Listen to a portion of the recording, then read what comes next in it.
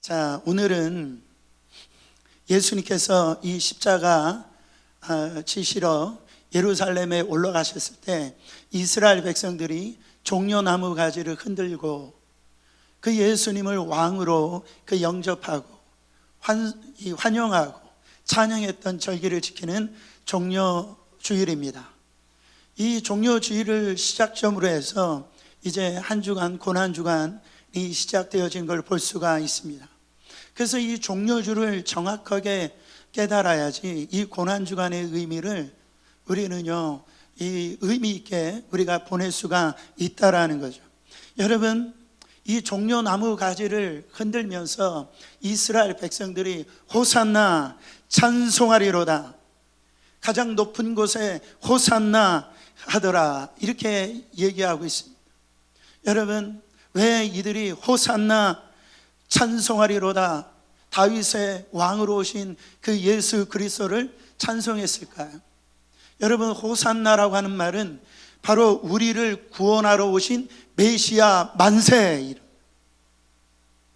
여러분, 이 외침은요, 예루살렘 입성할 때에 이스라엘 백성들의 그 외침뿐만 아니라 지금 이 시대를 살아가고 있는 믿는 우리들이 외쳐야 될 우리 이 찬송일 줄 믿습니다. 지금 이 시대도 겉으로 볼 때는 잘 사는 것 같고 아무런 문제 없는 것 같지만은 여러분, 그 내면적으로 어떻습니까? 정말로 이 내면의 그 아픔과 슬픔과 절망 가운데 그렇게 몸부림치면서 살고 있는 이 시대가 아니냐라는 거예요. 이 시대를 보세요. 얼마나 이 전쟁과 정말로 이 사회적인 그 지진과 기근, 이런 것으로 인하여서 전 세계가 지금 신음하고 있지 않아요?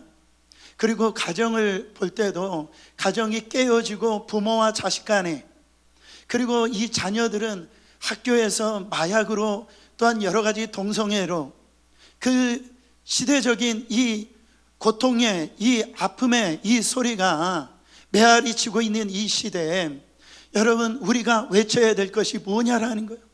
이 시대도 바로 우리를 구원하여 주시옵소서. 바로 이 외침, 이 선포가 지금 우리가 불러야 될 그 외침이요 선포라고 믿습니다. 여러분, 사도행전 바로 4장 12절에 보면은 다른 이로서는 구원을 얻을 수 없나니 천하 인간의 구원을 얻을 만한 다른 이름을 우리에게 주신 일이 없음이니라 하였더라. 김일성이나 김정일이나 김정은 앞에 그 북한 주민들이요, 꽃을 흔들고요, 막 이렇게 막 미친 듯이 환호성하는 걸 보면서 여러분, 어떤 인간이, 어떤 이데올로기가 여러분 인간을 구원할 수가 있냐라는 거예요. 천하에 우리의 모든 이 고통과 이 절망 속에서, 이 사망에서 구원할 수 있는 다른 이름을 주시지를 않았다라는 거예요.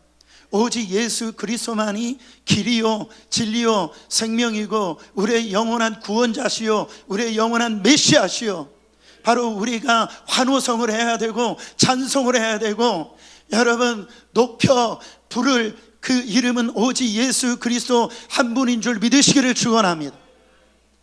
그 주님을 영접하는 날이 바로 이 종려 주일이라는 거예요. 왜 그렇습니까?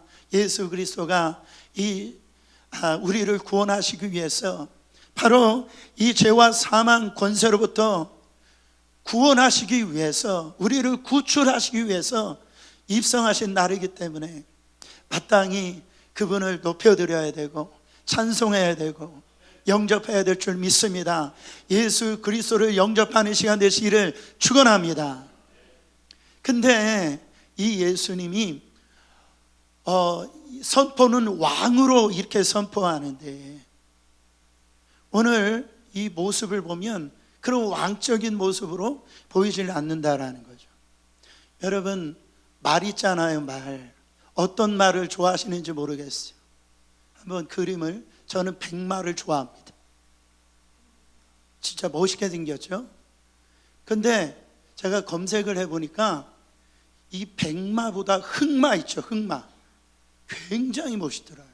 근데 우리 예수님은요, 마귀 새끼 보여주세요. 초라하잖아요. 뭔가 볼품이 없잖아요. 예수님이 예루살렘 입성하시는데요, 백마도 아니고 흑마도 아니고 이 나귀 새끼를 타고 예루살렘에 입성하시더라는 거죠. 여러분, 제가 우리나라 대통령이 그 사우디아라비아에 국빈 방문할 때요, 그거를 제가 본 적이 있는데 여러분 대단하더라고요. 사우디아라비아가 부자 나라에서 그런지 모르는데 그 들어오는데 그 카페트를 갖다 붉은 카페트를 쫙 깔아놓고요, 그 옆에 이 낙타 부대가 그 호위를 하는데 어마어마하게 화려하더라고요. 대단하더라고요. 여러분 왜 그렇게 할까요? 자기 나라의 어떤 국력을 보여주는 거예요. 그래서 세상 나라들이 그 두려움을 갖게 해가지고선 우리나라가 이 정도로 대단한 나라다라는 것을 보여줌으로 말미암아 그 침략하지 못하도록 그렇게 하는 거죠. 예수님이 그 흰마, 백마, 그 흑마 이런 거 타오지 아니하시고요, 그렇지 않아요? 뭐 벤츠나 이런 거 타지 않으시고 어떻게 보면 지금 인나무를 이제 티코 타고 지금 예루살렘에 지금 들어오고 계시는 거예요. 만왕의 왕이시고 만주의 주 대신 우리 주님께서 왜 나귀 새끼 타시고 그렇게 예루살렘에 입성하고 있냐라는 거죠. 이것을 알 수 있는 키워드는 바로 5절 말씀에 보면은 겸손하여서라고 해요. 겸손하여서.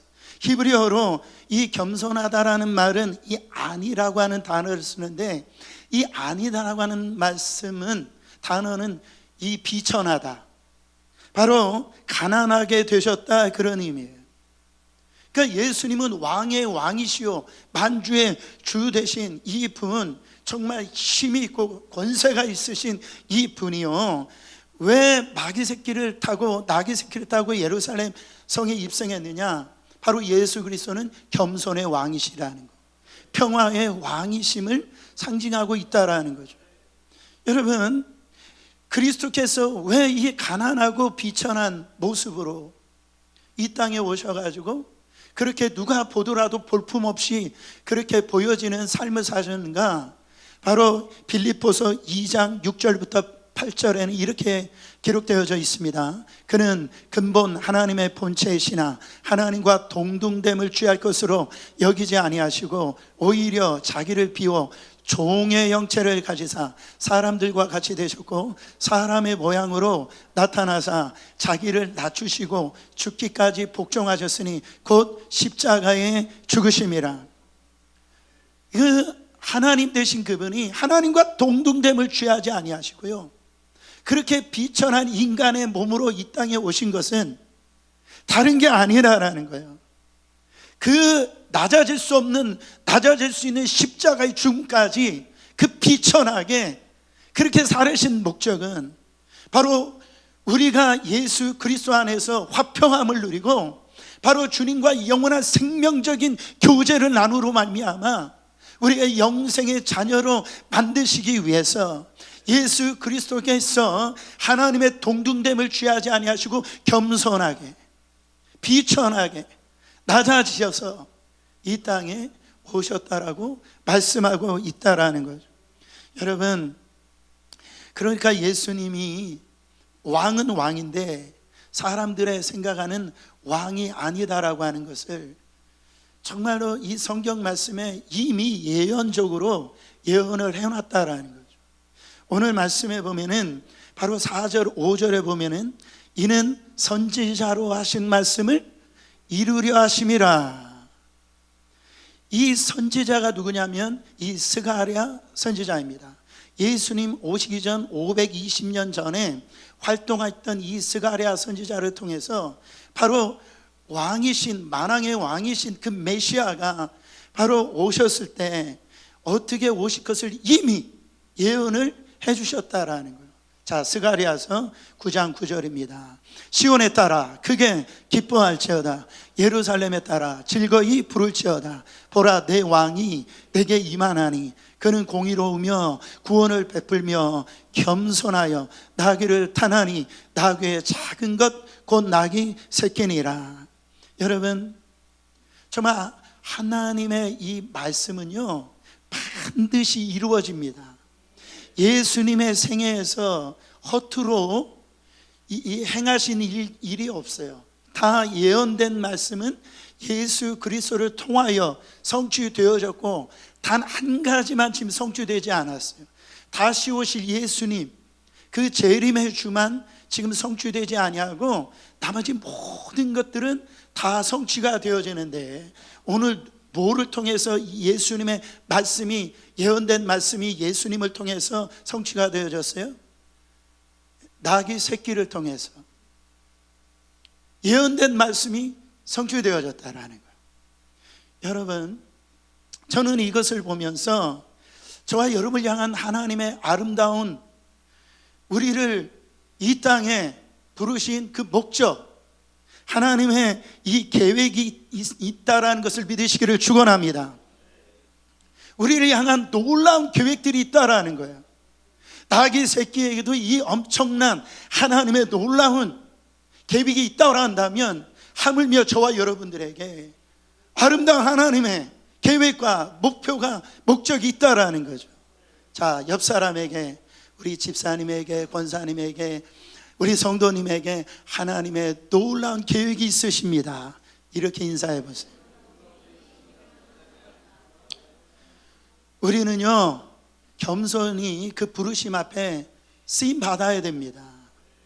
여러분, 하나님께서 어떤 사람을 귀하게 사용하시느냐? 겸손한 사람을 귀하게 사용하시고, 어떤 사람을 하나님이 사용하시지 않느냐? 교만한 사람을 사용하시지 않아요. 하나님은 교만한 사람을 쓰시지 않아요. 여러분, 이 손가락, 이 5손가락 있잖아요. 이 5손가락도 자기들끼리 자랑하기 시작했어요. 이 엄지손가락은 뭘 갖고 자랑해? 내가 최고라는 거예요. 내가 최고라. 근데 이 둘째 손가락은 너 어떤 길을 가리킬 때 어떤 손가락으로 가리키냐? 요 손가락으로 가리키지 않냐? 근데 가운데 손가락이 내가 제일 크다는 거죠. 근데 그 다음에 옆에 있는 손가락, 너희들 결혼할 때 어디에다 반지 껴? 가장 소중한 손가락에다 반지 끼잖아. 자랑하다 보니까 요 새끼손가락이 자기가 자랑할 걸 찾다 보니까 이렇게 얘기했대요. 너희들 나 없으면 병신이야. 여러분, 사람은 원래 이래요. 뭐 별거 아닌 것 같고요, 그게 자랑하려고 그러고 그 조금 한 거 가지고 교만하려고 한 게 바로 우리의 이 사람들의 지금 모습이라는 거죠. 여러분, 교회에서 자랑하는 것처럼 그렇게 정말로 자랑은 교회에서 하는 게 아니에요. 세상에서 예수님을 자랑하셔요. 하나님은 교만한 자를 쓰시지 않는다라는 거예요. 교만이라는 게 뭡니까? 하나님의 자리에 내가 올라가는 게 교만이에요. 그래서 이 예수님은 그 주님의 주로 이 땅의 만왕의 왕, 만주의 주로 오셨는데요, 바로 그럼에도 불구하고 나귀 새끼를 타고 예루살렘에 입성하신 것은 바로 예수 그리스도는 겸손하시다. 여러분, 교만한 사람은 하나님께 사용될 수가 없어요. 제가 하나님께 부르심을 받고요, 저에게 하나님이 다루시는 건 뭐냐면 완전히 교만을 깨뜨리시더라고요. 그냥 고개를 조금만 들으려면 하나님이 눌러버렸어요. 그냥 박살내버리셨어요. 그게 처럼 무서운 게 교만이에요. 그러니까 교만은 넘어짐의 앞잡이라고 그랬어요. 패망의 선봉이라고 그랬어요. 그러니까 내가 넘어지고 실패한 인생 살려고 그러면 교만함이 돼요. 영적 전쟁에서 패배하려고 하면 교만하면 돼요. 바로 교만은 우리를 죽이는 것이고, 바로 우리를 넘어지게 만드는 것이고, 영적으로 패배케 만드는 것이라는 거죠.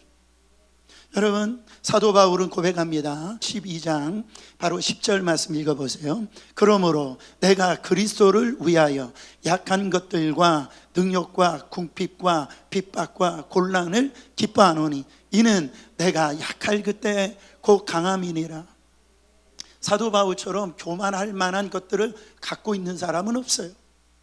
신약 성경 3분의 2를 갖다가 쓴 사람이 사도 바울이에요. 사도 바울을 그림자만 밟아도 병이 나버렸어. 얼마나 똑똑한지 모릅니다. 당대 가말리아의 그 수제자예요. 그러니까 모든 철학 이런 사람들과 싸워서 따라가지 못할 정도로 굉장히 대단한 사람. 그때는 하나님의 역사가 일어나지 않았어요. 바로 스데반을 죽이는데 앞장섰던 사람이에요. 그러나 그가 정말로 복음을 전할 때 그는 이 오늘 말씀처럼 약하게 되어지고 능력을 받고요, 고난을 받고 궁핍함을 받고요, 오해를 받고. 근데 그때 자기가 스스로 볼 때 너무너무 약할 그때 하나님의 능력이 나타나더라는 거죠. 자기를 내세울 때는 하나님의 능력이 나타나지 않는데요, 자기가 하나님 앞에서 정말 연약해질 때는 하나님만 바라보기 시작하더니 하나님의 역사가 자기를 통해서 나타나더라는 거예요. 하나님 앞에 놀랍게 쓰임받는 그런 종이 되어졌다라는 거죠. 여러분, 한번 가만히 생각해 보세요. 내 힘으로 한 게 어디 있습니까? 저도 지금 설교를 하는데 예수 이름으로 설교해요. 기도할 때도 예수 이름으로 기도합니다. 여러분, 우리가 예수 이름으로 사업을 해요. 여러분, 우리가 병고침을 받는 것도 예수의 이름으로 병고침을 받는다고요. 여러분의 가정 누가 주셨어요? 예수님이 주셨어요. 여러분의 사업 누가 주셨어요? 예수님이 주셨어요. 여러분의 가정은요, 예수님. 여러분의 재능, 건강 다 예수님이 주셨다고요. 여러분, 그 안에 우리가 자랑할 게 어디 있어요? 다 하나님이 주신 거 가지고 지금 우리가 지금 살아가고 있음을 믿으시기를 축원합니다. 여러분, 하나님이 이스라엘 왕으로 사울 왕을 선택하셨어요. 사울 왕은 처음에 겸손한 자였어요. 그러나 하나님 말씀에 불순종합니다. 그때 사무엘 선지자를 통하여서 사울 왕에게 보내면서 하신 말씀이 있어요. 바로 사무엘상 15장 26절입니다. 왕이 여호와의 말씀을 버렸으므로 여호와께서도 왕을 버려 이스라엘의 왕이 되지 못하였음이니이다. 여러분, 지금 더 이상 하나님께서 사울 왕을 쓰시지 않으신답니다. 이 말을 조금 더 강력하게 얘기하면 나 너 필요 없다, 이 말. 나 너 더 이상 필요하지 않아. 가서 쉬어라. I don't need you. 여러분, 사실 이것처럼 무서운 저주가 어디 있습니까? 여러분, 이것이 사울에게는 사형 선고와 같은 말이었어요. 바로 우리가 주님의 택하심을 받아서 바로 주님 앞에 쓰임 받는다라는 것, 그것처럼 얼마나 큰 축복이고 그것처럼 얼마나 큰 영광이 어디 있냐라는 거죠. 사랑하는 성도 여러분, 오늘 이 땅에 살아갈 때 가장 큰 축복은 이런 말이라고 생각합니다. 너는 우리 집에서 꼭 필요한 사람이야. 우리 집사님은 우리 교회에서 없어서는 안 될 사람이야. 들어보셨어야 아멘을 하시죠. 여러분, 당신은 우리 회사에선 없어서는 안 되는 사람입니다. 여러분, 이것처럼 참 축복된 말이 어디 있습니까? 근데 이런 말이 있죠. 너는 진짜 우리 집에선 있으면 안 되는 사람. 예? 정말 너는 쓸모없는 존재야. 여러분, 이것처럼 아픈 말이 어디 있습니까? 하더라도 왜 그런 말을 써요? 그렇죠? 여러분, 그래서 우리가 어떻게 어떤 공동체나 어디에서 필요한 대로 아주 귀하게 소중하게 쓰임받는 것처럼 축복된 말이 없다라는 거죠. 당신은 정말 필요한 사람입니다. 당신 때문에 우리 교회가 정말로 이렇게 아름답게 세워지는데 당신은 우리 교회에서 없어서는 안 됩니다. 회사는 당신이 먹여 살리고 있습니다. 여러분, 얼마나 축복된 말이에요. 그런데 여러분, 정말로 당신이 난 더 이상 필요 없어 이렇게 된다라고 한다면 이것처럼 아픈 얘기가 어딨냐라는 그런 의미에서 그 옆 사람에게 당신은 정말 필요한 사람입니다, 이렇게 인사 한번 해보세요. 당신 참 소중한 분이다라는 거. 저의 입장에서 보면 여러분 한 분 한 분들이 너무너무 소중한 분들이에요. 우리 안에 소중하지 않은 사람 없습니다. 하나님이 이 나귀 새끼를 소중하게 생각하셨다 이런 말이죠. 내 스스로를 비하시킬 거 없어요. 다른 사람하고 비교해가지고 나를 열등감 속에 빠뜨리지 마시길 바랍니다. 그리고 그 비교함으로 내가 저 사람보다 조금 더 돈이 있다고, 더 지식이 있다고, 그런 어떤 그 잘난 부분으로 있어 교만하지 마시길 바랍니다. 여러분들은 하나님의 각자의 그 다양한 방법으로 소중한 분들이고 하나님께서 사용하실 분들이라는 거죠. 여러분 2절 3절에 보시면은 이르시되 너희는 맞은편 마을로 가라. 그리로 들어가면 곧 아직 아무도 타보지 않는 나귀 새끼가 매어 있는 것을 보리니 풀어 끌고 오라. 만일 누가 너희에게 왜 이렇게 하느냐 묻거든 주가 쓰시겠다 하라. 그리하면 즉시 이리로 보내리라 하시니. 지금 제자들을 보내면서 한 마을로 들어가면 나귀 새끼가 묶여 있을 텐데 그것을 풀어서 그 나귀 새끼를 데리고 오라고 제자들에게 보내시는 거예요. 그때 왜 이 나귀 새끼를 풀고 가지고 가냐라고 했을 때 주가 쓰신다라고 하라 이렇게 얘기합니다. 여러분 이것을 통해서 바로 예수님이 지금까지 인자라고 표현을 하셨는데 이때 주님이라고 하는 단어를 씁니다.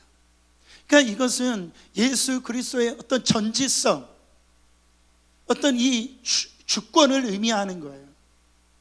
바로 하나님의 이 주권, 이 전지성을 가지고 지금 그 말씀에 의지하여서 나아갈 때 하나님의 역사는 그대로 이루어진다라는 거예요.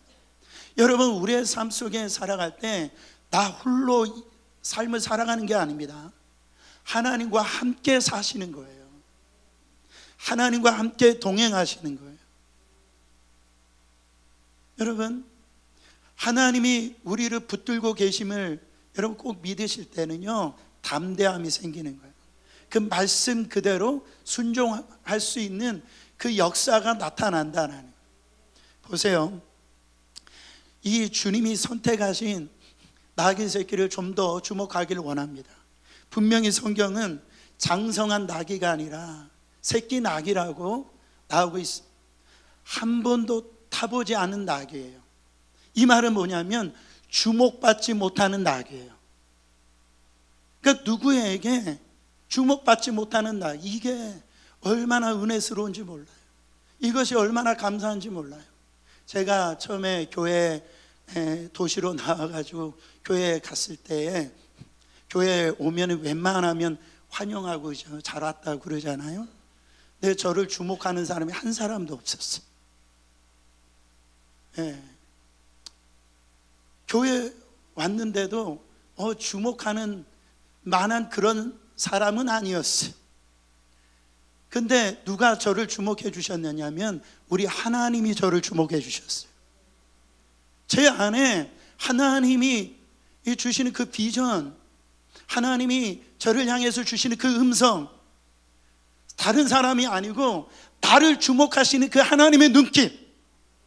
다른 사람은 나를 거들떠 보지도 않고 주목하지도 않고 그렇게 나를 눈길 보이지 않는데 그 교회에 왔을 때 하나님이 나를 주목하세요. 나에게 눈길을 보내주시는데요, 그게 얼마나 감사한지 몰라요. 내가 너를 쓰겠다라는, 내가 너를 사용했다라는 거예요. 얼마나 감사한지 몰라요. 저는 새끼 나귀 같은 존재입니다. 정말 그래요. 그 누구도 저한테 기대하지 않았어요. 하나님만이 저를 기대하셨어요. 여러분도 나귀 새끼 같지 않으세요? 그렇지 않습니까? 우리는 다 같이 그런 새끼 나귀입니다. 우리를 누가 주목합니까? 그렇지 않아요? 하나님만 주목해 주시고 있다라는 거예요. 얼마나 감사한지 몰라요. 내가 너를 쓰고 싶다라는 거예요. 내가 너를 사용하고 싶다라는 거예요. 이 음성에 감동이 되지 않습니까? 이 음성에 감사가 일어나지 않습니까? 얼마나 감사한지 몰라요. 우리가 기억할 것은 이 나귀는 아무도 태워보지 않는 나귀라고 했어요. 그렇기 때문에 누군가가 뒤에 등에 타는 것이 불편할 겁니다. 그렇지 않아요? 그래서 싫다라고 하면은 그 탄 사람이 떨어질 수가 있다라는 거예요. 떨어질 수가 있다. 주님은 그 위험을 감수하고 그 나귀 새끼 등을 올르시다라는 거예요. 여러분, 이 나귀가 해야 될 일이 있어요. 이 나귀는요, 본성상 바로 누구를 태우는 것, 그거 싫지만은 본성은 그걸 원하지 않지만 그 본성은 눌러야 된다라는. 여러분, 이 말은 자기의 혈기를 눌러야 되는 거예요. 바로 여러분 아시겠어요? 하나님 앞에 쓰임받을 사람들은 자기의 혈기 부리면 안 돼요. 바로 하나님 앞에 쓰임받기 위해서는요, 반드시 기억하시길 바랍니다. 성질 부리면 안 돼요. 그를 십자가에 이미 못을 박아버려야 됩니다. 여러분, 공든탑이 무너집니다. 자기의 신앙이 한순간에 성질 부리고 한순간에 그거 혈기 부리다가요, 그 공든탑이 무너지는 거예요.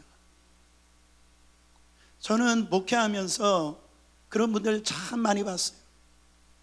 정말 그런 재능도 많고 하나님이 주신 것들이 많은데요, 정말 그 혈기 부리다가 성질 부리다가 여러분 하나님 앞에 쓰임받지를 못하더라고요.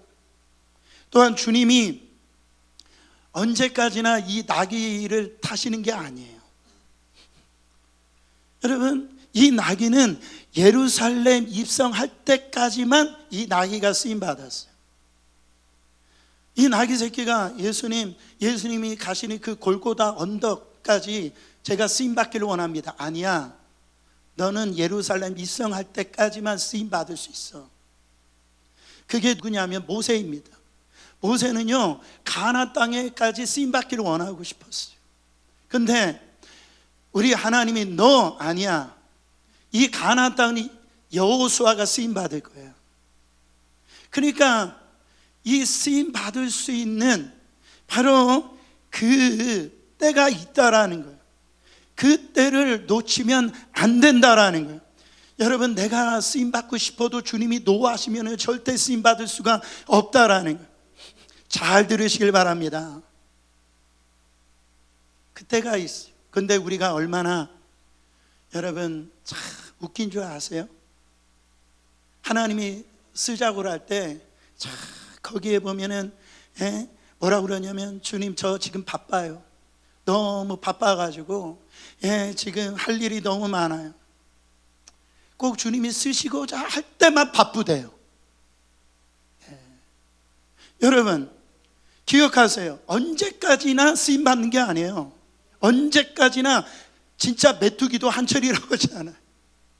여러분, 잠깐 쓰임받는 거예요.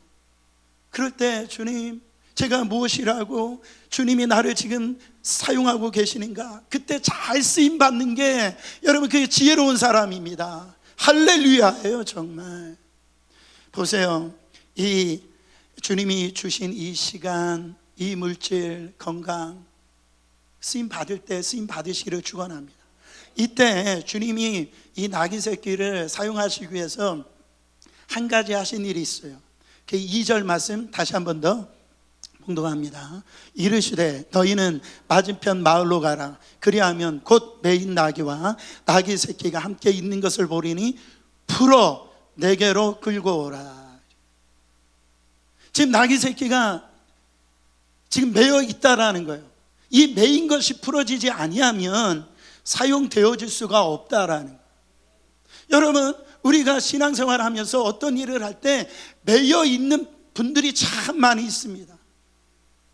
과거의 습관에 매여 있고요. 어떤 사람은 자기의 이 인격에 이렇게 매여 있고, 어떤 분들은 그냥 사업에 매여 있고 건강에 이렇게 매여 있는 사람들이 있다라는 거예요. 어떤 분들은요, 자식에 매여 있어가지고 그렇게 하나님 앞에 사용되어지지 못할 때가 많아요. 근데 우리 주님은 왜 이 땅에 오셨느냐? 주의 영이 바로 내게 임하였으니, 뭐라고 얘기하십니까? 이는 가난한 자에게 복음을 전파하게 하시고 내게 기름을 부으시고 나를 보내사 포로된 자에게 자유케 하시기 위해서. 예수님은 오늘 우리 가운데 자유를 주시는 분이에요. 묶여있는 것들을 풀어주시는 분이에요. 여러분은 어떠한 이게 매듭되어져 있는 이게 이 밧줄이라 할지라도 그것이 우리 예수 그리스도의 영이 우리 가운데 오시면 다 풀어지는 거예요. 저는 이 시간에 여러분의 건강이 풀어지는 역사 일어나기를 축원합니다. 묶여있는 이 사업의 문이 활짝 열려지시기를 축원합니다. 정말 우리 자녀들은 어느 곳에 매여 있습니까? 이 자녀들을 정말 주님 앞에 풀어놓으세요. 이 자녀들이 이 땅에 정말 하나님이 주신 비전을 가지고 아름답게 쓰임받을 줄 믿습니다. 근데 우리는 자꾸 꽁꽁 매이려고 그래요. 혹시 도망갈까봐, 이 부 뺏길까봐, 다른 사람이 혹시 가져갈까봐. 여러분, 우리 주님 쓰임 받으려면 주님이 주시는 그 영이 우리 가운데 충만히 임해서 여러분 하나님 앞에 우리의 마음을 정말로 풀어 헤치셔가지고, 그게 어떤 이 하나님의 부르심이라 할지라도 기쁨으로 쓰임받기를 축원합니다. 여러분, 이 나귀가 행복하게 보이지 않으세요? 저는 말씀을 준비하면서 이렇게 행복한 나귀가 되고 싶다, 그런 생각을 가졌어요. 우리는 보통 이 말씀을 묵상할 때 이 새끼 나귀에게만 집중하는데, 전 묵상하는데 이 새끼 나귀의 주인이 묵상이 되더라고요. 그렇지 않아요? 누가 와가지고 이 당시에 이 새끼 나귀는요 재산 목록 1위입니다. 그러니까 어떤 물건을 나누려면 교통수단인 거예요. 과거에 여러분 시골에서 이 자기 자녀를 대학 보내려면은 소를 팔아야 됩니다. 그러니까 이 경제적으로 굉장히 보물이죠. 근데 그런 이 새끼 나귀를 갖다가 누군가가 풀어서 가지고 가니까 여러분 정말로 이게 이 새끼 나귀 주인의 입장을 생각해 보세요. 근데 주가 쓰시겠다 하라 그러니까요, 이 새끼 나귀 주인은 변명하지 않아요. 주저하지 않아요. 핑계거리를 찾지 않습니다. 보세요, 우리 같으면 뭐라고 얘기하게, 뭘 이런 걸 가지고 가시냐고, 그렇죠? 아직 어린 낙이라고, 아직 준비가 안 됐다라고, 아마 여러 가지로 이 이성적으로, 과학적으로, 상황적으로 아마 핑계거리를 많이 찾았을 거예요. 근데 이 새끼 나귀 주인은 그런 어떤 핑계거리를 찾지 않아요. 하나님의 말씀이 들려지는 그 순간 즉각적으로 순종하는 걸 볼 수가 있습니다. 사랑하는 성도 여러분, 몇 날 며칠 고민하다가 겨우 결심한 게 아닙니다. 여러분, 우리와 너무나 다르지 않아요? 우리는 하나님 앞에 정말 얼마나 인색합니까? 저는 그런 것 같아요. 이게 하나님의 뜻인 거를 우리가 알아요. 아는데요, 하루 기도하는 거 오케이, 괜찮아요. 이틀 기도하는 거 괜찮아요. 근데 하나님의 뜻인데도 불구하고 이걸 가지고 금식 기도하고 1년 지나고 주님 오실 날까지 그거 가지고 몸부림치고 있는 모습 너무나 답답한 거예요. 그렇지 않습니까? 모르면이야 그럴 수 있지만 하나님의 음성이 들리고 분명하게 하나님이 주신 말씀인데도 불구하고 우리는 너무 이 핑계거리를 찾는단 말이에요. 그래가지고 정말 하나님 앞에 쓰임받지 못하는 일들이 많이 있다라는 거예요. 저는 주님이 여러분 쓰신다라고 할 때 바로 이 아주 기쁨으로 그 순간에 여러분 고민하고 시험 들지 마시고요, 그 속에서 즉각 하나님 앞에 순종할 때 그게 행복한 나귀가 되어지는 거예요. 여러분, 제가 좋아하는 복음성가 가수 중에 이 조준모라고 하는 이 분이 있는데, 이분의 이 가사를 보면은요 굉장히 은혜스러워요.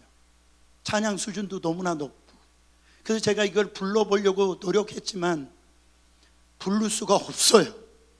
그래가지고 가사만 읽어드리기 원합니다. 찬양의 제목이 행복한 낙이에요. 주님, 저는 그 행복한 낙이 되고 싶어요. 묶여있는 저를 풀어주세요. 세상의 욕심의 죄에 나 자신의 묶여있는 저를 풀어주세요. 그리고 주님을 섬기게 하세요.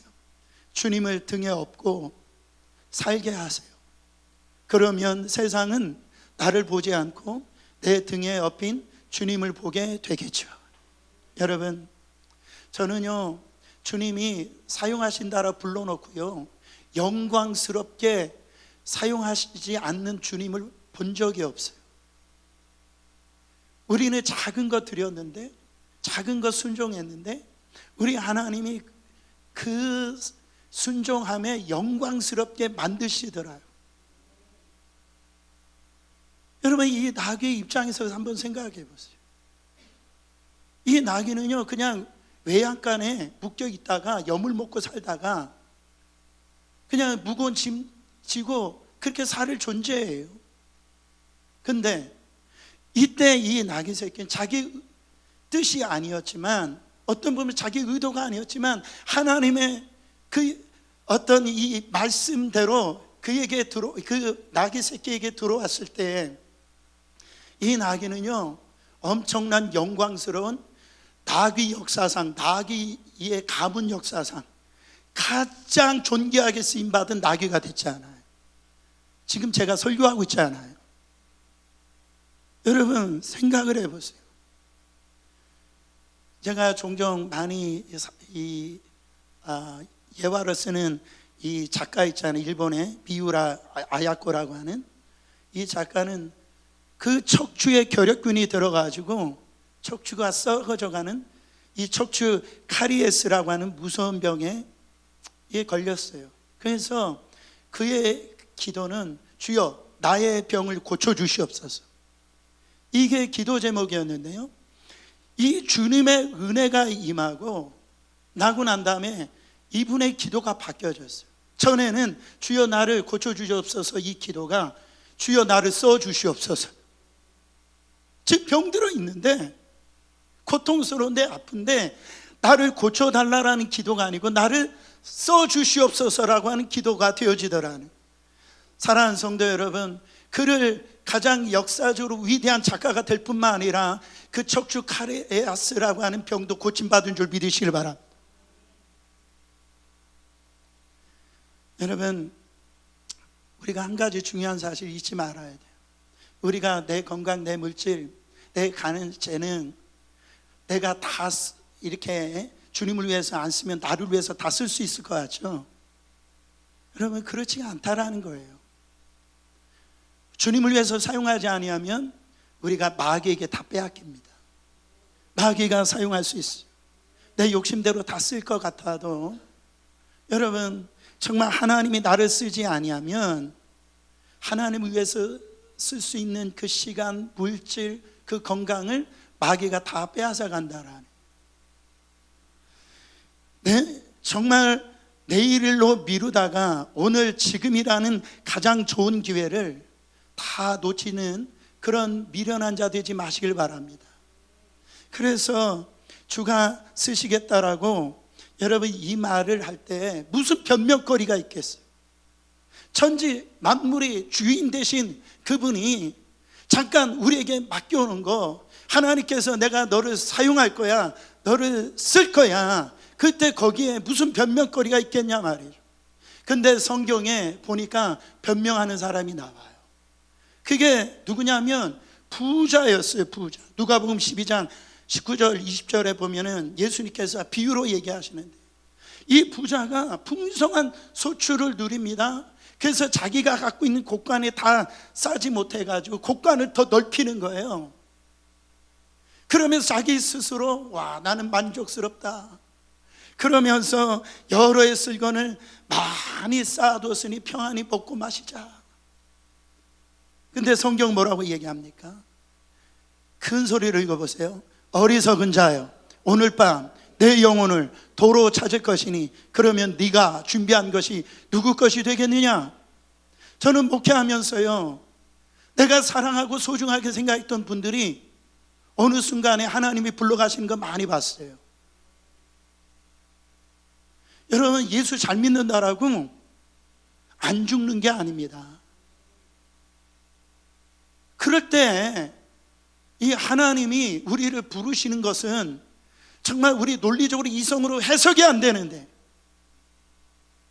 부르시더라는 거예요.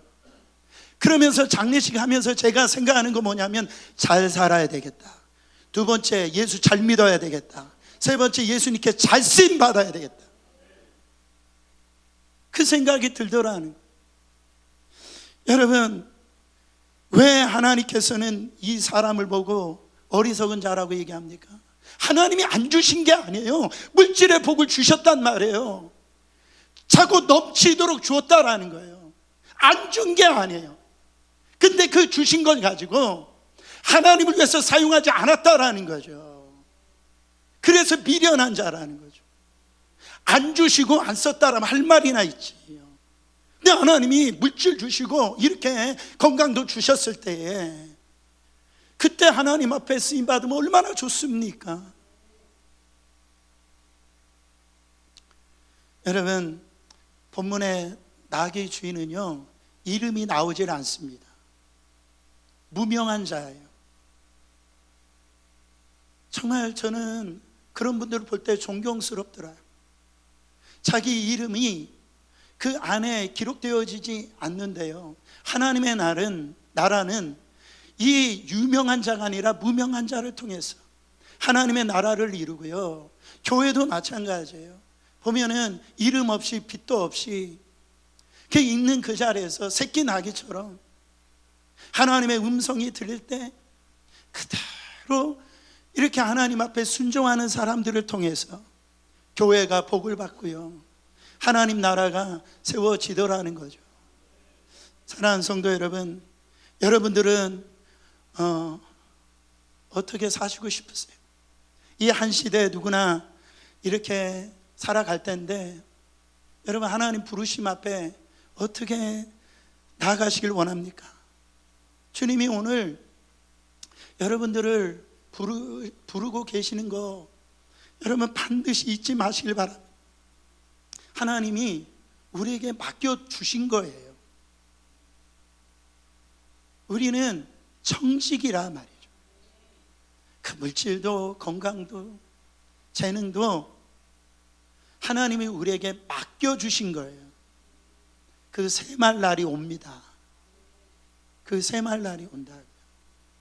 그거 어디다 썼는지를 샘할 날이 온다라는.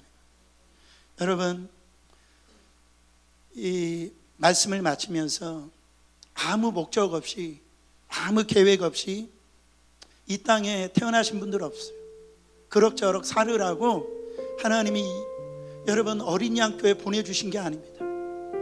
정말 머나먼 한국에서 떠나서 이 뉴욕에, 그리고 어린 양 교회에 보내주신 하나님의 목적과 뜻이 있다라는 거죠. 여러분, 제가 뉴욕 와서 놀란 거는 공동묘지가요, 이 도시 안에 있더라고요. 그게 얼마나 수많은 비석이 세워 있는지. 여러분, 그 비석도요, 목적이 있어요. 새끼 나기도 목적이 있단 말이죠. 하물며 저와 여러분들 오늘까지 이렇게 살게 하신 거, 또한 살게 하셨을 뿐만 아니라 하나님이 주신 거, 그거 주님의 나라와 영광을 위해서 사용하시도록 우리를 불러주셨다라는 거. 저는 이 귀한 하나님의 부르심 앞에 여러분들이 쓰임받기를 원합니다. 교만하지 말고 겸손히 쓰임받으셨던 예수 그리스도처럼 우리의 삶을 온전히 드리시는 저와 여러분 되시기를 축원합니다.